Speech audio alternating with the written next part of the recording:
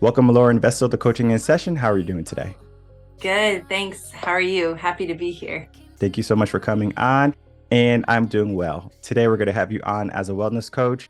Wellness is going to be a gambit. I know wellness can be fitness, it could be nutrition, it could be an overall life satisfactory level, right? Are you being well? And sometimes people choose to be well at heart, but yet they don't live that lifestyle. So today we're going to be having a conversation about your work. In your own words, can you tell the world who you are, what you do, and how you help? Sure, yeah. Again, Lauren Vestal. I work for Symmetry. We help busy professionals and high achievers take back control of their lives so they have more time, more energy, and less stress. And I also teach yoga and a little Pilates on the side too. Okay, what type of yoga do you teach? Vinyasa, power vinyasa primarily, but also I'm certified in Ashtanga, restorative, yin, aerial, sculpt. So pretty much you name it. I did vinyasa for a little bit. I was more of a Bikram guy because I just like the challenge of suffering going into Yeah. the hot room. And it Yeah, was it was just a mental battle. And absolutely. fitness and wellness is that mental battle. Many people don't want to feel bad, right? Because the moment we become uncomfortable, we stop, right? Think about the New Year's resolutions. We're already gone past that. How many people have started and they have stopped because they might have not had felt comfortable, or they realize maybe, you know what, this is taking so much of my time and I just don't have time because I don't have time for me. And time for them is sitting on the sofa, being on their phone, doing things that are not helpful for their wellness, for their health, benefiting them to get higher energy. How do you help people get out of that mindset and more into a wellness and fitness mindset?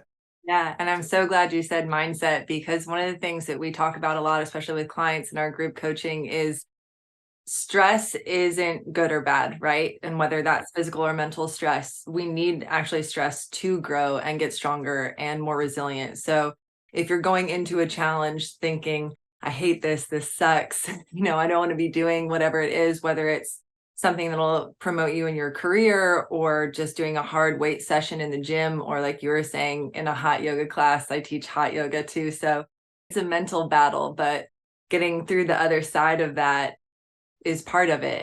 And how do you think about what's your mindset going into it? Are you negative and dejected and just like grinding through it just to get it done, or are you attacking the challenge and really knowing that you will benefit from it in the long run, assuming that you also add the adequate rest, right? Because like we say a lot, stress plus rest equals growth. So there has to be that balance too of stress plus rest so that you can grow. You can't just like stress, stress, stress all the time.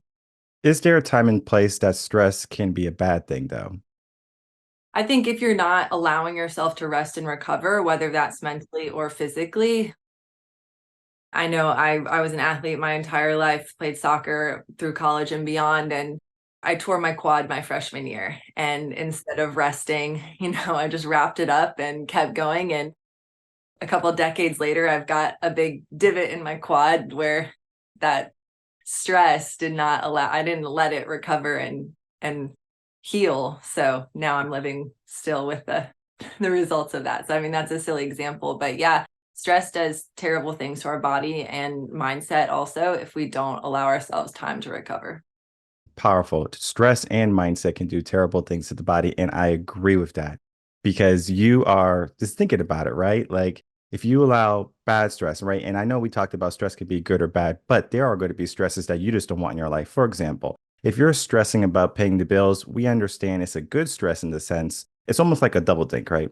It's a good stress because you're like, I have to pay the bills, I have to make enough money. So you're going to show up just enough typically to pay the bills, make ends meet. You're going to keep a roof over your head, maybe get some food to eat, and now you have a place to live, right? You did just enough. And typically it's like that survival instinct kicking in. It's like, okay, that stress is going to help me take action. Yet today, we allow poor stress to ruin our life, right? The stress of social media. No one liked my post. Literally, like this stress, how does that benefit you? The stress of mindset of, oh, guess what? I don't have enough time to work out. I don't have enough time to do the things that are going to help me later on in life. People don't worry about things that are fixed right now or are working properly until they're not. So if your body is broken, that's when you start to pay attention. When your mind is broken, that's when you start to pay attention. How can we start to help people pay attention today? Right. Yeah, no, that's such a great question. I think setting yourself up for success, and let me go back. Like I said, stress in and of itself isn't good or bad. Inherently, yes, there are things that are worse types of stress, things that, a loss or, some devastating illness. Like obviously those are not good stressful things, but more from a physiological standpoint, like you were talking about, how today we get stress from things like social media, an email that you get from your boss, traffic, things like that. Well, evolutionarily, it used to be where we're running from a lion, and that's the issue now. There's the body doesn't know the difference between running from a lion and that stressful email. So it's about, how do you cultivate that mindset like we were talking about to have more resilience, to not get so stressed out when you get that email, not to have that physical reaction. And part of what we do is teach you how to pay attention to those signals that the body's telling you and learn to use the breath specifically as a tool to calm the body back down. So by building your threshold and being able to recognize what your body's telling you, just like you would strength train or anything else, you can start to get stronger in that sense. So these little things that, 3 weeks ago may have been sending you off the rails are no longer stressing you as much as they would have before. What is the difference between resilience and stubbornness? Well, stubbornness, I would think, is just unwillingness to move, right? Like, I'm not going to budge. Versus resilience, I think of as more empowering and more growth versus a rigid mindset and more fixed mindset versus growth mindset, I think is what it comes down to in part. Yes, stubborn is like hard to move. Think of like stubborn belly fat, like when they say Yeah. that the idea of stubborn belly fat or whatever type of fat, where it's just harder to move. In our world today, people have that heart of resilience. They want good, most people they want personal growth, they want a better Right. life. Yet they are stubborn. They're just hard to move. They're hard to coerce to say, hey, like this is the results you could be having. This is the life that you're living. You're making all these excuses, whether it be, I don't have the energy, I don't have the time. And sometimes when they like think of the gym, they think of it as a pyramid scheme because they say, oh, in order for me to go to the gym, I have to have energy and I have to have time, and I don't have either. So it's one of those things where it's just like you have to give something. And sometimes it's going to be getting rid of that stubbornness. We have to let go of our old habits, of our old lifestyle that we have been, maybe our comfort zone, and then start to venture off. However, we all know that the moment you start to leave your comfort zone, oh man, you are going on an internal battle. And I want to speak with you on that internal battle. We can even phrase it in the sense of yoga, vinyasa, vinyasa's power yoga, where they're doing more of a more strenuous type of yoga. You do some stretching, but it's more of like, all right, I'm gonna put a lot of weight on my body. So now it's challenging the mind also. How do you help people push through that and not give up?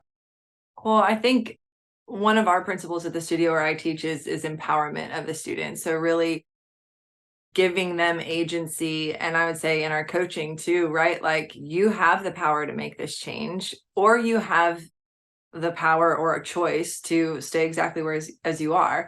But your life is not going to change if you don't change anything. So, especially in our one-on-one coaching and our group coaching, it's like, okay, you don't have to change everything all at once either, right? It doesn't have to be this huge overhaul of your life. But if you start with small changes, and, we use the example, if you want to run a marathon and you don't currently run, it's unrealistic that you are going to go run 5 miles every day this week. But what's the smallest version of starting that habit? Maybe it's just putting your shoes by the door, and you put your shoes by the door all week this week. And then the next week you put your shoes on and you walk out the door, and maybe you walk half a block or jog half a block. And if you want to keep going, you keep going. But how do you set yourself up for success? How do you start to build these little habits so that they are sustainable and you can promote and keep this change going to give you the life that you want. So whether it's getting into the gym, and I think, we all have the excuse of, I don't have enough time and I don't have the energy. Like, I know you've got a family, I've got a little one, like a full working a lot. I could very easily say, like, I don't have time, but we're going to prioritize the things that we want to make time for. And if you want to make time to go to the gym, you'll figure out how to make time to go to the gym. It's easier for some than others, and depending on the season of life, for sure. But at the end of the day, if you want to make change, every single person is capable of starting to make change. Do you have a son or a daughter? I have a son. You have a son? Okay. I have a son also. And it was so funny the other day. He's only one, like 1.5, two, he's on that cusp of being two. Mine's almost two, also. Awesome. So we're going to set up play dates and stuff. Yeah. We were running in the house. And just so funny because he was like laughing and like, oh my God, he's chasing me and things like that. And I remember talking to my father because my father, he was an alcoholic for many, many years, most of his life. And even though we told him, hey, stop, this is not good for you. Oh, yeah, I'm going to stop. But it was that habit that he had created for himself. Maybe it was a coping mechanism, whatever it was. He didn't stop until he got that big T trauma, right? He had a stroke. Luckily, he was able to recover. Everything was good. And I remember I was speaking with him and I said, you are still young because he had us at when he was like 20 and I'm 35. So you can see that he's not that old, Yeah. where he has to make a choice because now he has a grandson and he gets to make the choice. Does he want to be able to run with them and see them graduate and to see them grow up? Or does he just want to be a feeble old man and choose to deteriorate every single day? Luckily for him and for our family, he said, okay, I'm going to start to make some changes. And so he figured out what was sustainable for him. He figured out what was his limit. And some days was challenging for him because, especially when you get older, you start to look back at your youth. You look back at what you could have done. And you say, man, when I was young, I could do this. I can run. I can chase after the kids. I can do all of this. But yet now it has become difficult. And that becomes a detraction for them to push forward because they feel like they have lost so much.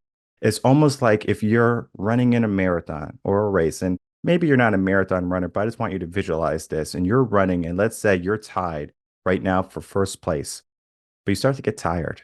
Your leg starts to cramp up. The first or the person that was next to you is now in first, and you see yourself starting to slow down. Your mind is telling you, stop, stop, stop. You're already lost. This is where people are. They see that victory right there in front of them, but yet they can't get that last drop out of them. They can't get that last squeeze out of them. They have let their mind control them and set the limits. And I do a lot of stuff on limits, here, coaching a session and Reven concepts. It's a big belief of mine that we can challenge the limits that we give ourselves, that society gives us.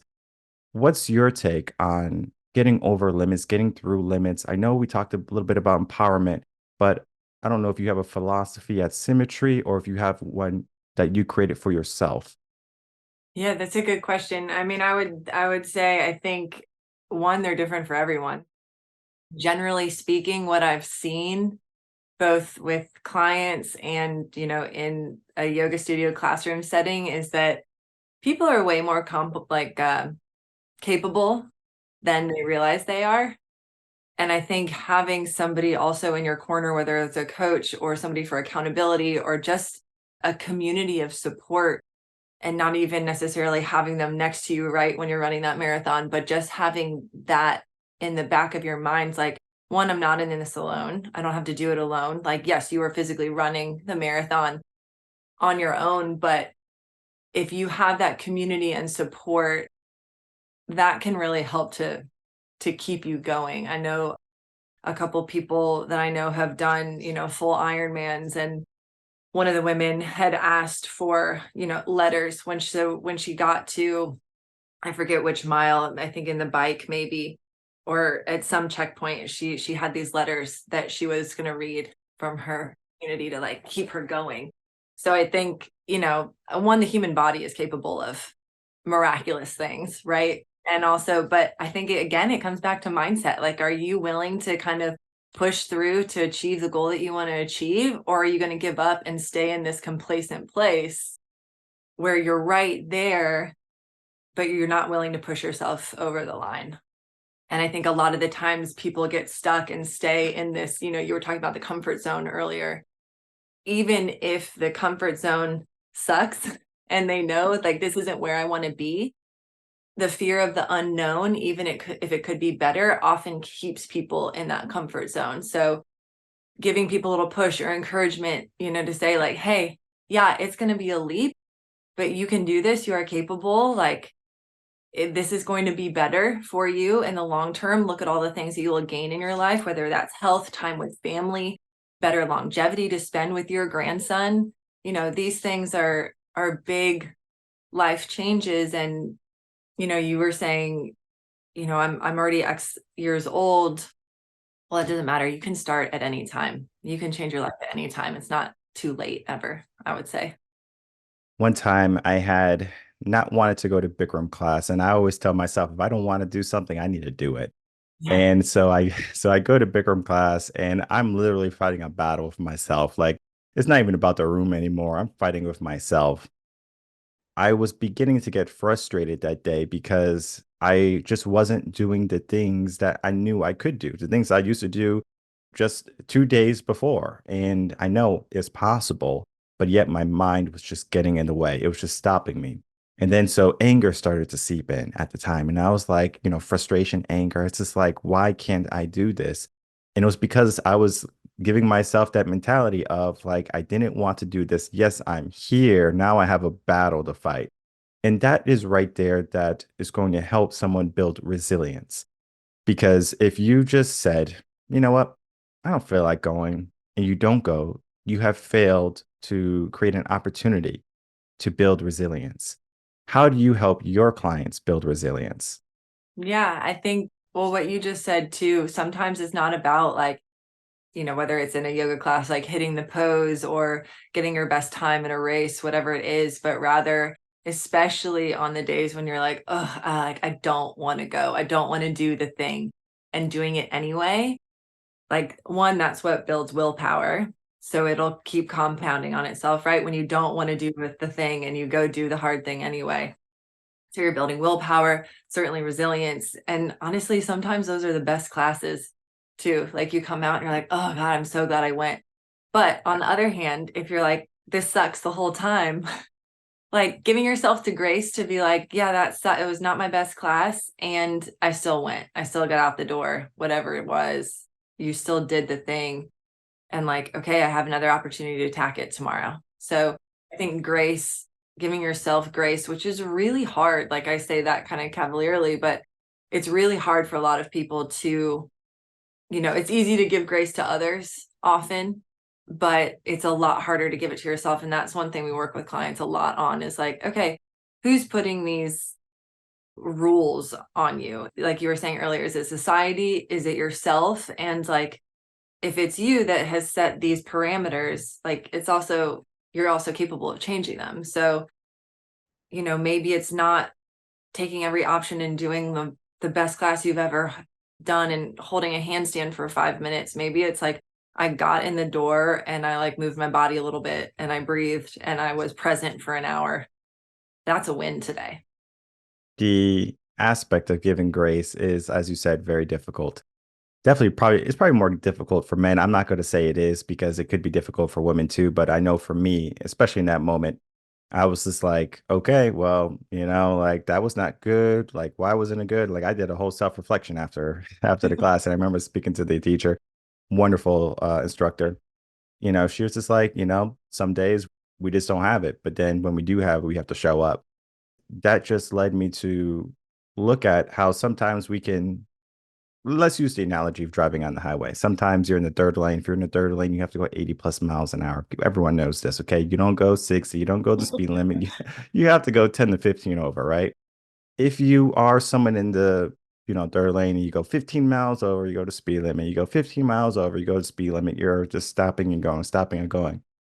that actually does something to the mind where you train your mind to say, you know what? I'm going to go really hard and then I'm going to take it easy. I'm going to go really hard and I'm going to take it easy. But that puts more strain on the body because we are not building a body that's going to be used to that intolerance.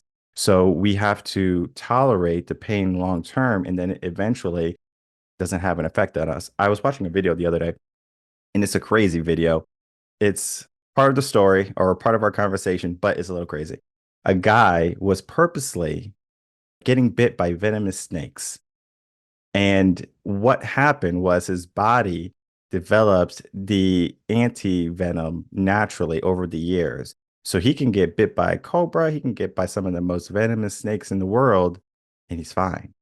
But it took, a while for him to do that. If he got bit once and said, you know what? I'm not going to get bit again. And then a year later, he gets bit, he's going to be in the same situation. But the fact that he just let the body adapt, and the body does adapt. If you give yourself a challenge or if you give yourself no way out, think of it as burning the boats, the saying, burn the ships. And you only have one alternative. The alternative is to win, it is to succeed, is to get through whatever you want to, use, but the one way out in wellness, we have that same concept where we can be healthy or we can choose to be unhealthy. All right. There's not necessarily in between because the in between is just a unknowingness if we're going to get a doctor's note the next time we go to the doctor or if we are going to be fine. Sometimes we can be the healthiest people, eating organic, doing all the right things, going to the gym, and then there still can be something in our genetics and our DNA that takes over. Okay, we have those situations, but that should not be grounds for you to say, well, I'm not going to do fitness or I'm not going to be well. We have to look at it as if we want wellness in our life, we look at the peak prosperity, the peak good we can have more so than, like, what's the point? It's hard. There's so much negativity and there's so much baggage that comes with being in shape, being mentally fit, that many people today, they don't have it. Look at our younger generation. Critical thinking, that's out the window. They're eating Tide Pods. All right. They're following trends, doing TikTok dances in the middle of the grocery store. This makes no sense. Yet, for them, it does. So they have a new mindset, but yet this mindset is not about working hard. The values are missing. All right. They don't have that anymore. How can we start to instill the things that are going to help people look at the good rather than the mediocre or the bad?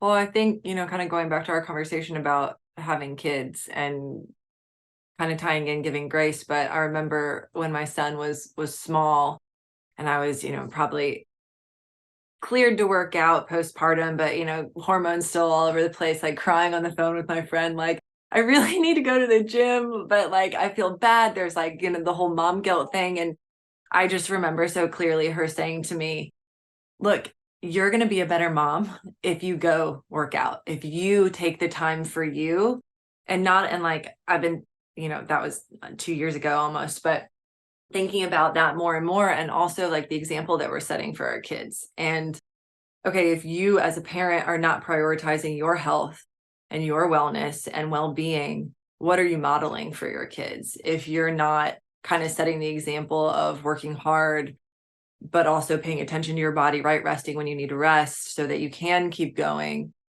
If you're not doing these things, then of course they're not going to follow suit. I mean, they might not follow suit anyway, but modeling as parents for sure, this is important. We prioritize health, and that means getting to the gym, getting to class, whatever it is, going for a walk outside, getting enough sleep, eating right, hydrating, all of these things.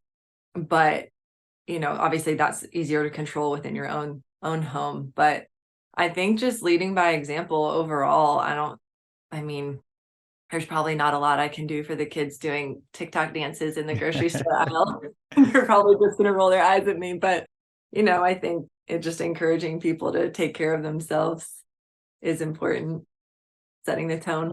Yeah, parents play a critical component. It's essential to have a parent there to help raise the kid. If the kid seems to be kind of doing their own thing, they're paying attention still. Okay. Like if you kick something, the kids go like, oh, that's what I gotta do. If you lay down on the sofa on your phone, the kid is like, give me the phone. I want to do that too, right?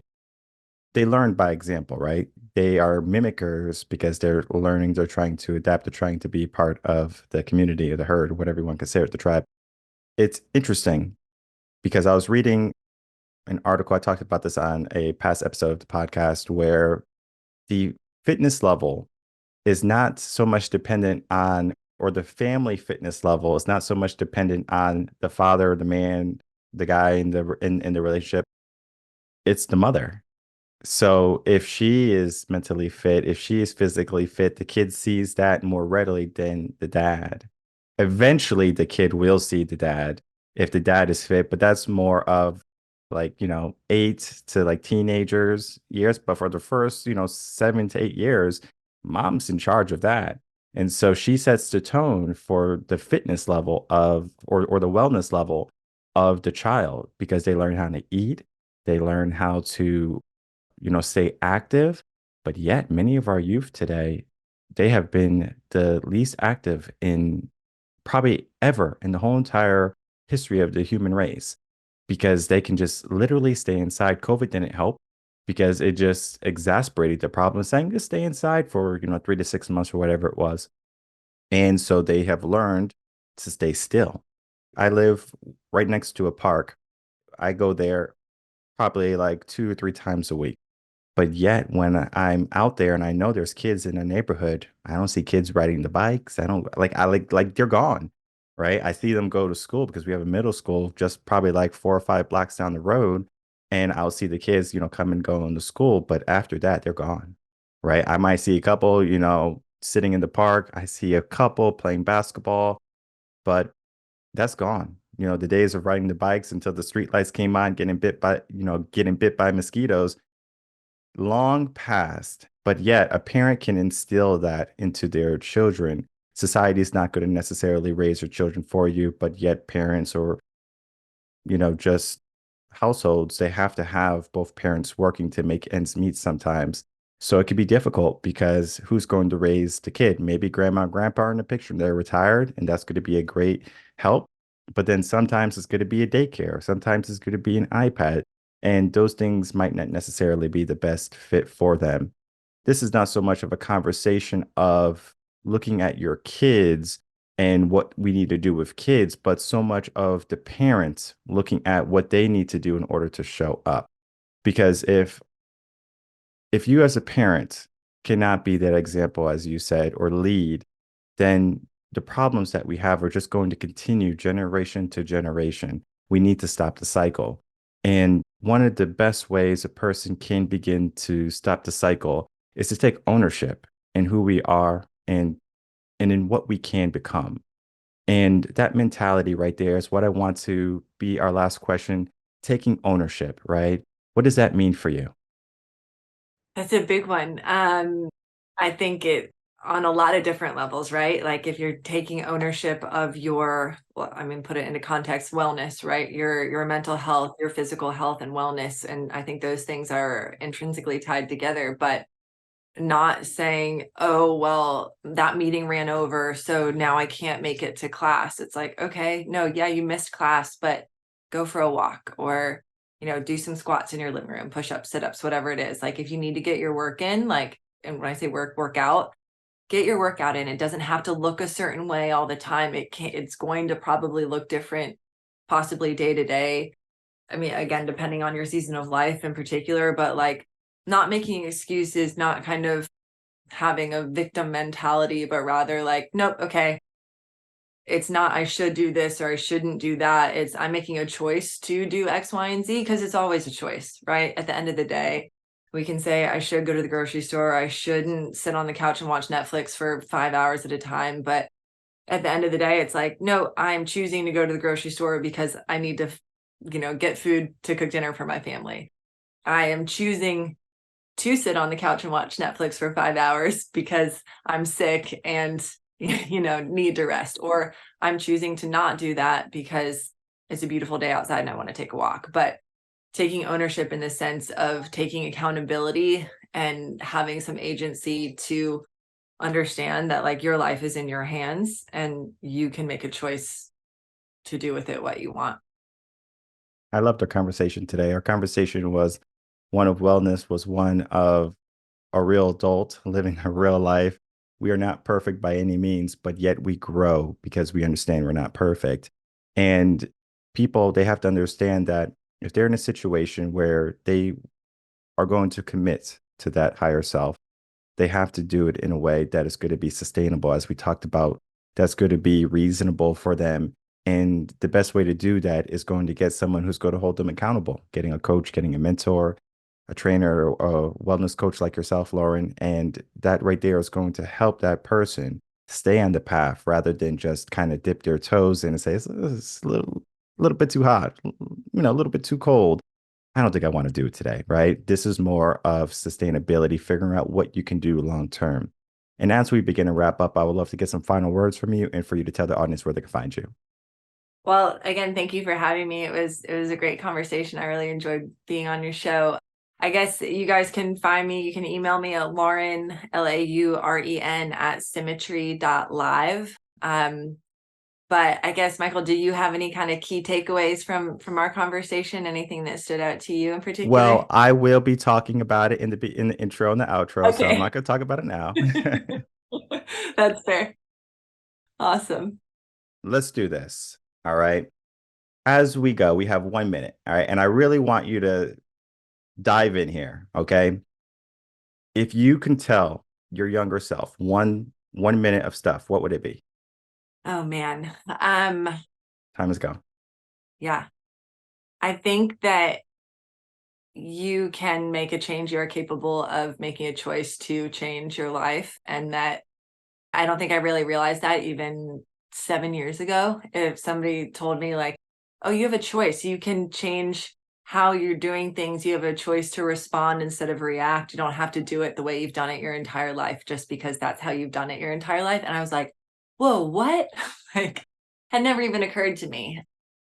So I think that for sure would be it. You have a choice and you can choose how you respond. Perfect. Now that is empowering.